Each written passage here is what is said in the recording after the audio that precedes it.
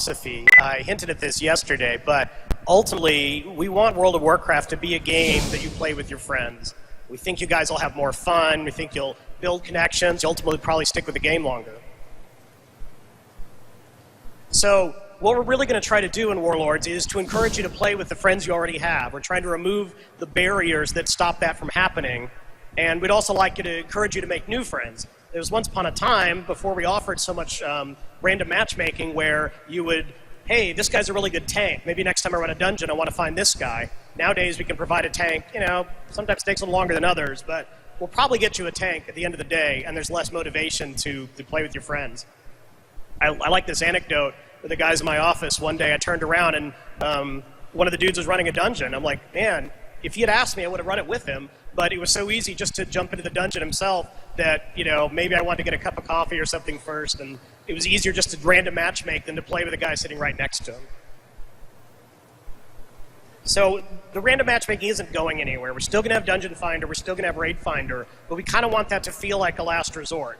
That's what you do when your friends aren't online, or you're between friends, you start a new job, you got to find a different group. We're going to try to make Raid Finder feel a little more like tourist mode. You're there to see the content and experience the bosses and get to tell part of the story, but we're going to try to encourage people to also experiment with what normal and heroic feel like. So, how are we going to support all of this enhanced socialness? We've talked a lot about flexible raiding. Something else we're going to do is finally add a pretty good group finder. We have a raid browser in the game today, and it's pretty terrible, and you guys probably forgot it was there. You can still access it. It's kind of a trick to find it. But we think this feature can be a lot bigger, a lot cooler, compete with the random matchmaking stuff that's already out there. There are some mods and add-ons that people have developed to do this already, and there's a ton of demand from you guys, so we're going to do it. It's going to be very browser-based. You can make a group to do anything. If you want to go back and work on your Shadowmourne, you want to go make a group to kill world bosses, you want to make a rated battleground team, you can do all of that here. It's all cross-realm. You can browse through, find a group of people that look like you want to hang out with, and get a group together.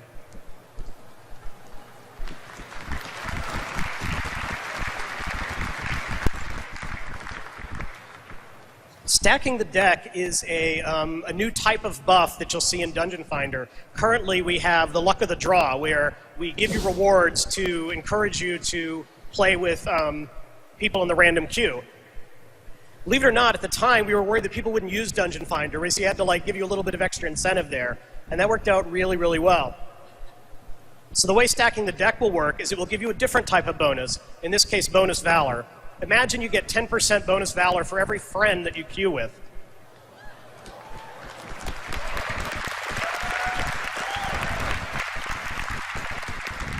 And then that last bullet is indicating that if you do use Dungeon Finder for a random group, and you get to the end, you're like, hey, this worked out pretty well, do you guys want to re-queue? That will then count as a pre-made group, and you will also get the stacking the deck bonus.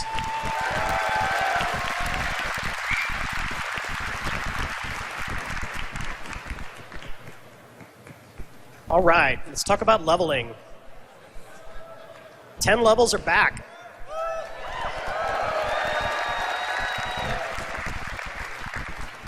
And we really want leveling to feel exciting. We made the change to the talent tree in Mist for a lot of good reasons, and we're really happy with that change overall. But it's a totally fair criticism that getting a new level doesn't feel as exciting as it did in the old day. Even getting plus 1% crit, as lame as that was better than getting nothing. But we want to stop handing out so many new abilities. We don't think it's going to be a great experience if you get 10 new buttons to stick on your bars as you level up from 90 to 100. This has been kind of a long time coming. It's amazing to kind of see the turnaround in the community that now everyone's like, you know what, I'm good. I don't need any more abilities. Stop giving me new abilities. So what we're going to try is from level 91 to 100, as you level up, you'll get some type of upgrade to one of your core spells. Some of these will introduce class changes that we already were planning on making to kind of make it feel like a bonus as you level up. But to be totally fair, some of them are just going to be passive bonuses. Think of them kind of like the old school spell ranks, except you won't have to visit your trainer or anything like that.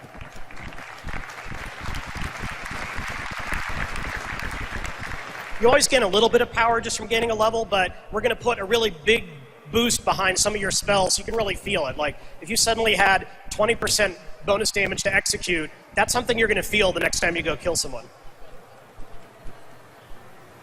But don't expect a ton of class changes overall. Like I said, a lot of these are going to be passive bonuses, not change for change's sake, just to give you a level 93 reward.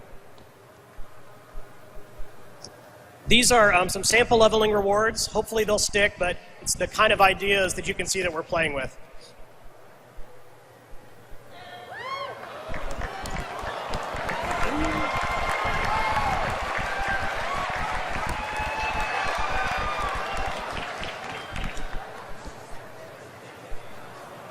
Okay, let's talk a little about items. So our philosophy with itemization, this is like the best reward we can give out in the game, and it's really disappointing when the best reward we can give out in the game feels a little lame. We really want getting a new item to feel exciting. And we think part of the problem here is all the modification you have to do when you get an item. It's really disappointing. You get a new helmet, and you're like, oh man, I'm not going to get a meta gem. Maybe I'll just keep it in my bag for a while, and maybe I'll get something better. That's awful.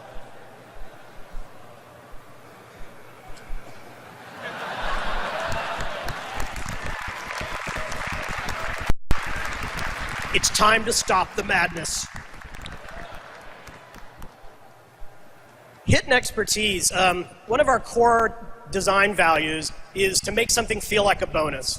And we think we're at the point where hidden expertise don't feel like a bonus. You have to get to these magic numbers before you feel like you're really fully functional as your spec.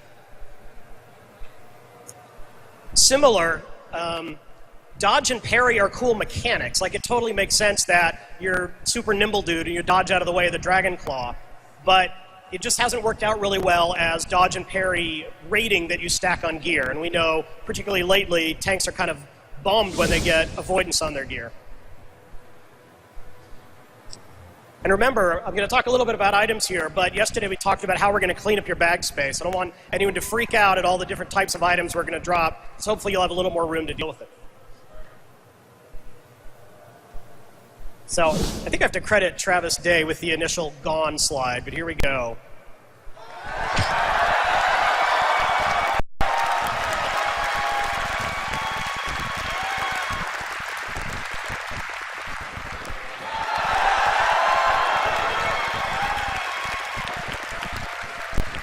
Now, again, your warrior will still be able to dodge. Maybe we can have more interesting mechanics, like following a successful whatever, you have a higher chance to parry the next attack, but you won't see it on gear. We will have tanking stats, and I can talk about that in a sec here. Ooh, reforging. This is what we call an idea that sounded good on paper. But what it turned into is this terrible cascade where you get a new piece of gear, and now you have to reforge all of your old gear to hit some cap. And yeah, it'll be a little better without hidden expertise, but things like haste caps and crit caps are still out there. And overall, we think it just drags down the excitement of getting a new item when you know you're nowhere near being able to put it on yet.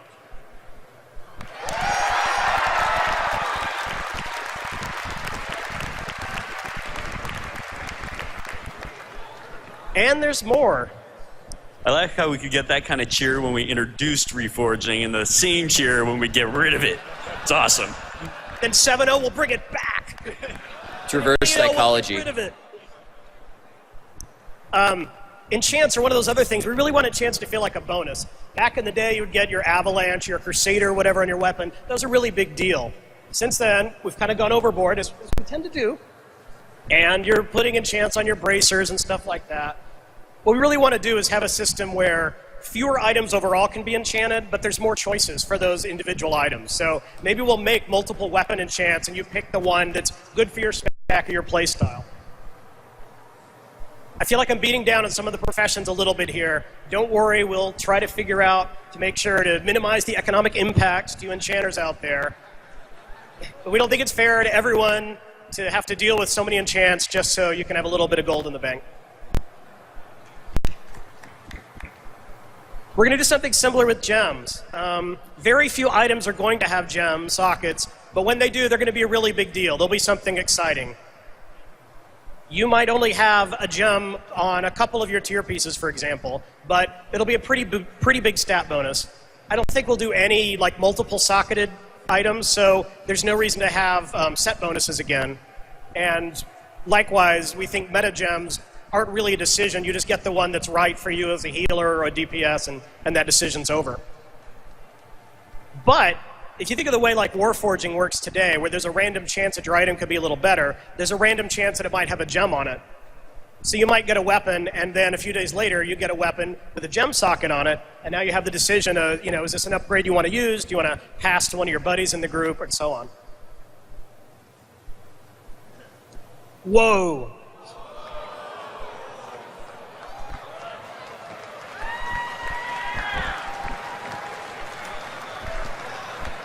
Nobody's happy but the paladin when the end plate drops. So going forward, we're just going to have plate. If plate drops and you're a plate using class, it's potentially something you can wear. Same thing is true of mail, leather, and cloth. So the way this will work is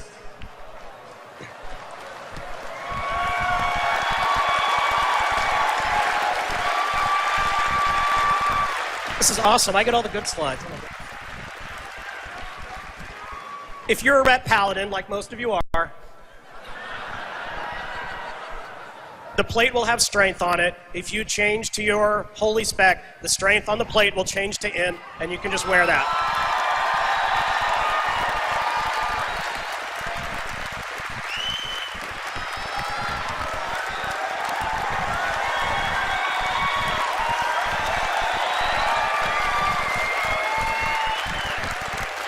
Most popular change ever made.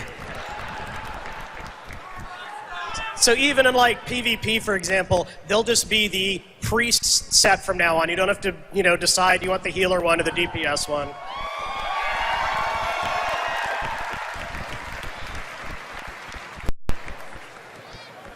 So I'm talking strictly about armor here. So, helmet, shoulders, legs, all of those very visible pieces. We still want jewelry, cloaks, trinkets, and weapons to be more role-focused. If you talk to healers, many of them will tell you that spirit is actually a pretty interesting stat, and you can decide how much spirit you want on your gear in a way that, say, the mage can't decide how much hit they want on their gear. So jewelry, cloak, trinkets, weapons can still be more role-focused. You might have items with spirit, in which case the healer would be interested. You might have an item without spirit, in which case other people might be interested, or the healer might be as well.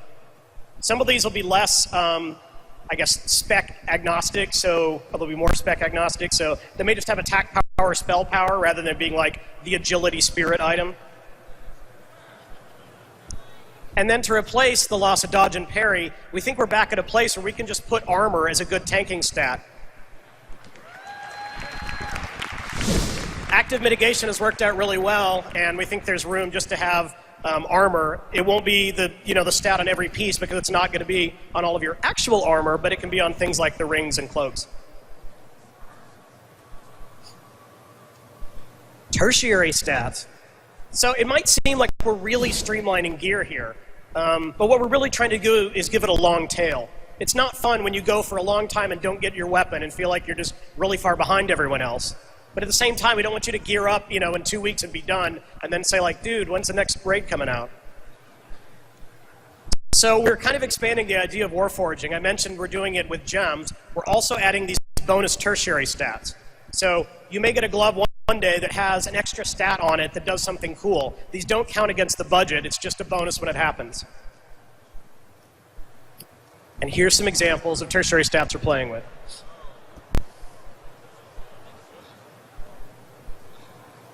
I'm not going to read all these. You guys can see the slides.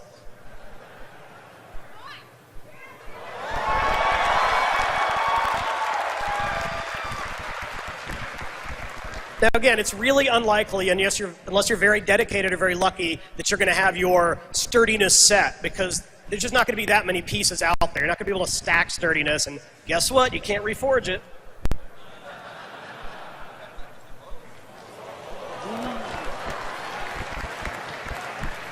We added a little bit about will stack down there because we realize our movement bonuses are kind of difficult to understand about what works with what. So we rebuilt the system to where pretty much any movement speed you get will work with any other movement speed up to some, sane level. Druids.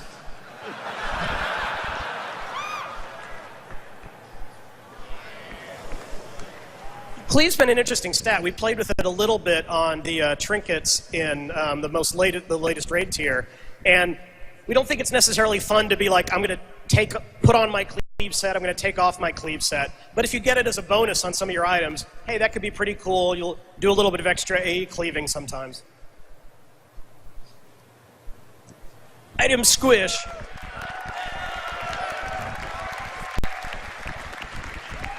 We tried it before, we're trying it again. Why?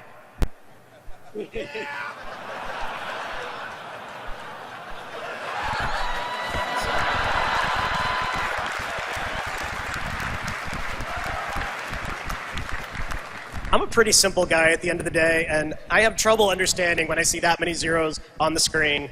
Make whatever jokes you want. Most of our item inflation comes from previous raid tiers. But it's much less important that Blackwing Lair gear is a massive upgrade over Molten Core gear. Yeah, people are still running that old content, and we're cool with that, but it's not that big a deal that the Blackwing Lair gear is much higher item level anymore. So we're just going to flatten out all of the big jumps that come at the previous raid tiers at these levels. This is current insanity.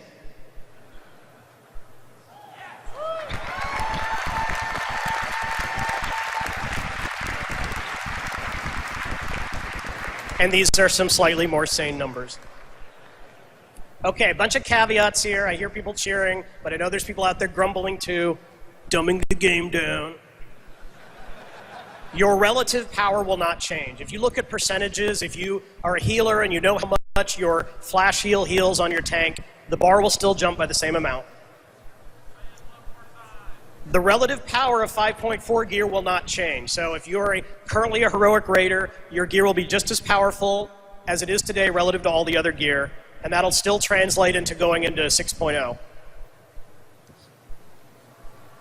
If it takes you 5 seconds to kill a Timeless Isle Gulp Frog, it will still take you 5 seconds to kill a Timeless Isle Gulp Frog. And I should probably say this one 4 or 5 times, but if you like to solo old content, you can still solo old content. We'll make sure that happens.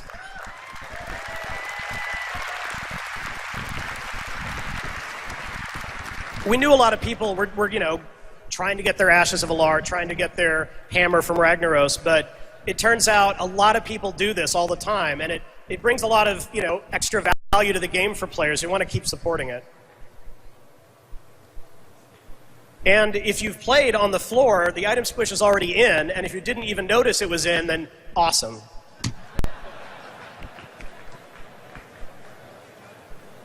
That wraps up our presentation. Looks like we have about 10 minutes left, so we would love to entertain some questions.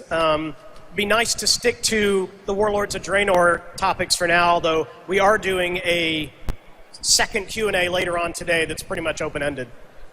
We also appear to have a giant dance floor here in case you guys want to dance while you ask the question.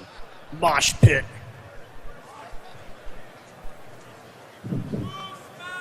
Hi. I know you said that the mythic tier of rating will stay outside of the cross realm. I come from a very small server, and we don't have any 25-man teams, and most of our guilds are also very small. We may have the issues coming up with a 20-man team. Do you have any way to address switching from a 10 and 25-man option to exclusively having a 20-man option? So that's completely a valid concern. On smaller servers, the connected realms that we're unrolling and continuing to roll out are going to help a lot with that in terms of making sure that you have a certain critical mass on any given server, that it feels like you have a lot of active guilds to deal with recruitment and for people to find a home to raid. But that said, we recognize that this transition is not necessarily going to be an easy one, particularly for the current 10-player heroic guilds. One thing that is worth noting is that the introduction of a flexible heroic mode does at least mean that as you're trying to grow upward, you actually can continue to raid as you strive to reach that 20-player mark. Previously, it was impossible to grow from, let's say, 10 to 25, because what does a 16-player raid group look like today in Mists of Pandaria? It looks like a lot of people sitting on the bench being angry. Whereas you can do 16-player, 17-player heroic, then when you get to 20, now you can begin to do mythic. We wanted to get this information out there ahead of time so that people can start planning. And the reality is, when we release a new expansion with new content, you are going to be progressing upwards through those tiers of difficulty. There will be a lot of people returning to the game looking for homes. And our hope is that while we know it's going to be a difficult transition for many to make, in the long run we'll be able to offer a much more streamlined experience, a much more competitive experience for the higher-end heroic raiders, and a better tuned experience all around.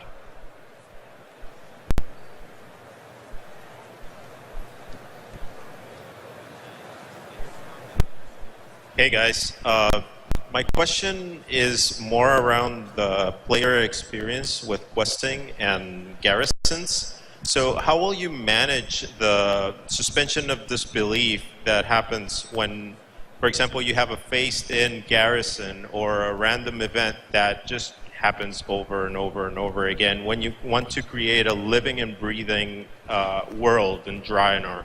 Like all the things that if you just wait a little bit or camp a little bit, you will be able to do. How will you manage those rewards for players?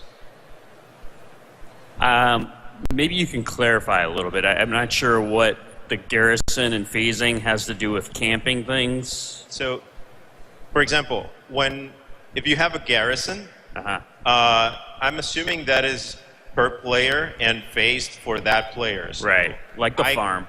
Yeah, so particularly in that, it has to do with the living and breathing world, because I don't see what the purpose of having a garrison is if you will not have any real consequences for it. For example, why would you have a fortress if it cannot be attacked by other players, for example? Okay. So I could see, interactions with other players being something that we do as we continue to develop the feature, maybe in the long run. I think, building a base for the sake of building a base is actually really cool. I think players will have a lot of fun, deciding where to put their buildings and what buildings they want to use. I don't think it necessarily requires that it be attacked by other players for it to be cool. Also, as far as its, kind of phased location in the world, you got to bear in mind that 99% of the world is still not phased, right? And it's still all the kind of public adventuring area that you normally experience. So I don't think you'll be running into a problem where you're coming in and out of phases constantly because of garrisons. There are very predefined locations in several different zones where you can build them, but those are, relatively small compared to the zone itself. It's also worth noting that we have some new tech that will help us better integrate the garrison into the world outside, whereas with your player farm in Half Hill today, you only kind of see your own personal plots and farm phase in as you kind of walk up to the farm. Our plan is that if you have a mage tower in your garrison and you're 1,000 yards away across the zone, you'll still see the silhouette of your own tower long before you get there.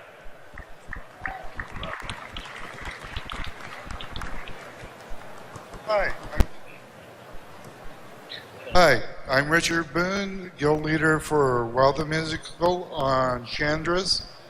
Now, you were saying that you would like to get more friends working together to do the content on this. Where was any love for the guilds? That's our biggest thing for getting friends together. Are you going to bring back, have group will travel? Well, when we say friends, we mean that interchangeably with guildmates, right? So if you are, going on one of these dungeon runs with your guildmates, that's kind of all we mean is that you've pre-grouped with somebody before you enter the instance. So if you group up with your guildmates and go into the dungeon, you'll get that stacking the deck bonus, for example. Okay, 2 expansions ago, you gave us a bunch of guild perks. Last expansion, and so far this expansion, we see nothing. Yeah, it's one of those systems where we feel like, it accomplished what we wanted it to accomplish for Cataclysm, but it isn't the kind of thing where we feel like we really get a whole lot out of it by continuing to pile on more levels and more perks. If we had some awesome ideas for what perks we wanted to do that just felt like, oh my god, we have to do this, then it would make sense for us to add some levels. But we don't want to be in the reverse situation where we're just increasing the level just to increase the level and then having to contrive perks to fill it out. Flex rating should also help guilds in a lot of ways. We think flexible gives you a lot of flexibility building groups and keeping a guild together and having different sizes of guilds work with the content. So flex is a really good feature for guilds, I think. Hey, I'm Suzushiro from Big Crits. My question was on flexible raid sizes. Because right now, flexible caps at like 25 people, which makes sense because every other raid site caps at 25 people. But in Warlords, flexible is the normal one and is the norm. And Mythic is this weird mode that requires a specific number of people. So, in that context, flexible, I mean, no other normal raid nodes capping at 25, that feels like something weird, arbitrary number. I mean, why not make it 30? Why not make it 40? I mean, a lot of people, ever since you removed them, a lot of people were asking for 40-man raid spec. I thought they were crazy, but why not give it back to them? I think that's definitely an interesting suggestion. There is some upper limit at which we lose confidence in our ability to make the fight mechanics scale truly seamlessly, as well as there are obviously issues that people have seen with input lag. The more people are involved, a lot of it scales exponentially in relation to the number of players present. But something like 30 is certainly a possibility, since there are social groups that are around that size today. It's not something that we have planned in stone right now, but it's something we certainly could explore. My question is directed at Mr. Hazakostis. Hazakostis? That's it. Yeah, close enough. What's the status As a question. What's the status on character scaling for old 5-mans and raids? So the feature that was very briefly accessible, you're saying, in the recent 5.4 patch?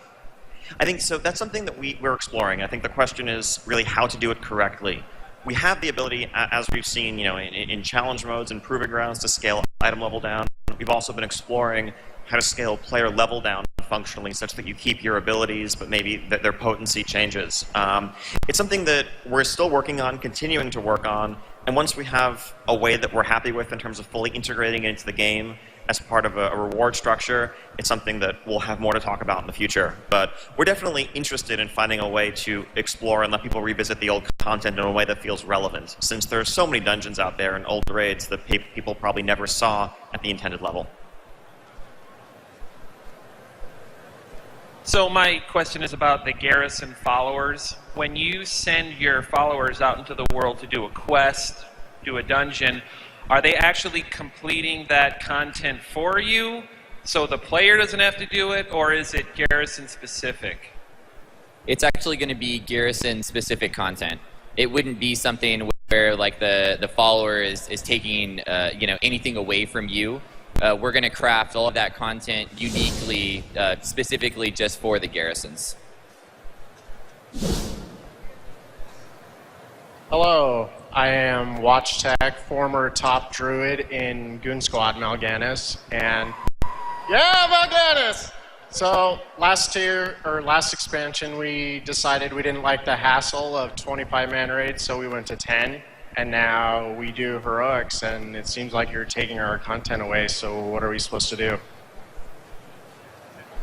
Again, understandable question, understandable position to be in. That said, Goon Squad certainly in particular is a fairly large community with, I would imagine, a number of interested heroic raiders to draw upon who may be returning for Warlords.